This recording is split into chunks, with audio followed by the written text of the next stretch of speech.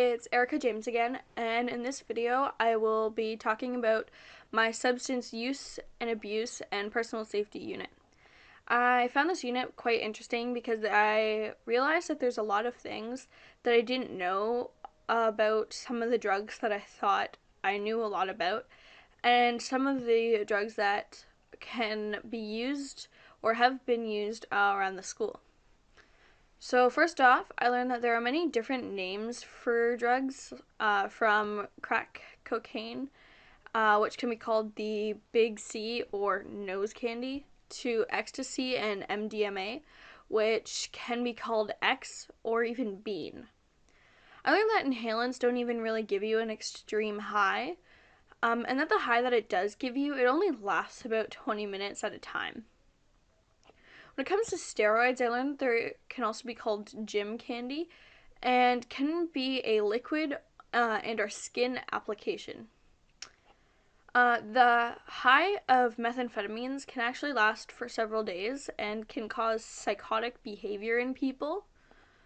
I learned that some of the factors that can influence my attitudes towards drugs are my access, whether it just be getting it from a friend or a serious dealer. Just personal curiosity. Watching people under the influence can scare you out of it, even. The medications you're taking, the media especially, and personal performance, whether it be sports, education, artistic, anything. I also learned that some physiological factors for teens becoming a greater risk of developing substance use problems are physical acceptance, brain development and decision making, and becoming addicted on the first try.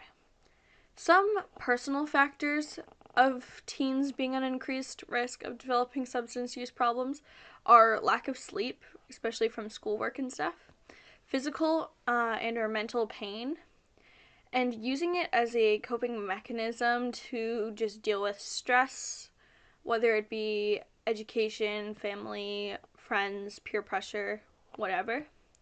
I also learned of some refusal skills besides the basic no thank you.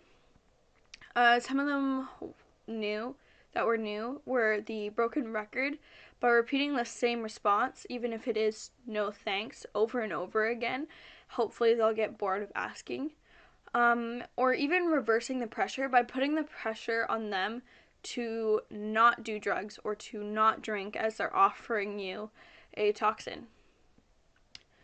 This meant to me a lot, especially because I am now equipped with the proper skills to evaluate my decisions and my influences and my refusal skills when it comes to being offered drugs or being put in a situation where there are drugs being used around me, for example, at a party.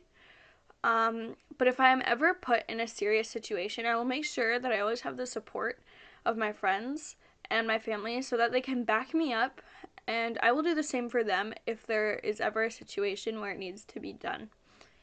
This unit also meant to me that I have the important information to make an educated decision about my opinions on certain types of drugs. While using the drug guide for parents, which includes the street names, what it looks like, how it's abused, what teens have heard, why it's dangerous, teen usage, signs of abuse, and the important to know facts. This unit can help me build on some of my 40 assets. It can help me build on my constructive use of time asset. Number 18, I spend 3 or more hours in sports clubs, organizations at school, and or in community organizations. By giving myself a reason to not do drugs or drink alcohol or be exposed to those toxins that are being used by my peers. And if I ever get involved in drugs, that I won't be under the influence very often, and it wouldn't be a big thing.